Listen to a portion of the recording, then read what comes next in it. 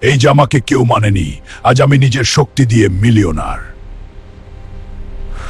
Sir, আপনার ডিসিশনে সব depend করছে।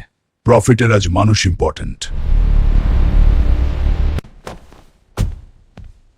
আজ 50টা ই-রিক্সা অর্ডার করব গরিবদের জন্য। যেখানে আমি দাঁড়ি সেখানে উন্নয়ন। আপনি এত টাকা পেয়েও এত শান্ত কেন? রিয়েল পাওয়ার হলো কন্ট্রোল। এই দানবকে আমি হারাবো। স্যার, কোম্পানি ক্র্যাশ করছে। প্যানিক করো না। গ্রিন এনার্জি, হলো ফিউচার।